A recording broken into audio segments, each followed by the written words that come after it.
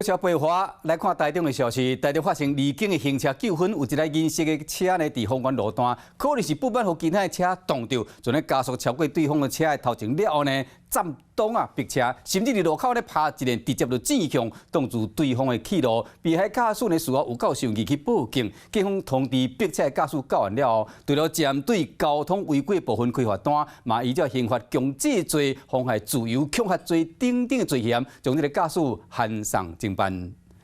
赛车无照规矩伫咧赛，会罚6000到64000，佮吊扣牌照6个月，若拢红灯是罚1800到5400。这台银色的旅行车受这么侪违规的罚单，就是因为发生行车纠纷。29号下晡，伊向位内车道切去外车道，互后壁驾驶行一条，一直饲喇叭。小心！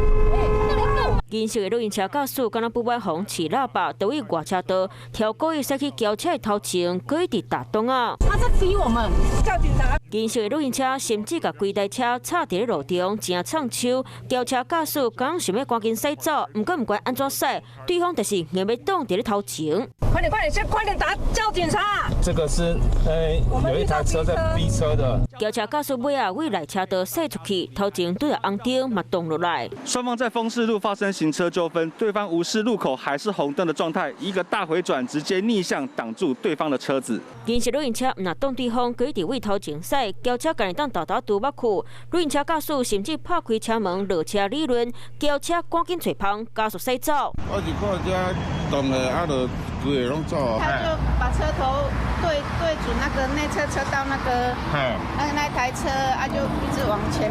应该是驾驶人的品性吧。警察除了对交通违规依法开罚单，驾驶佫有刑事责任。依违反强制罪、妨碍自由以及恐吓罪部分，函送地检署侦办。警察讲，民众爱遵守法规，保持安全距离，驶车嘛莫着急，爱看驶，较袂发生事故。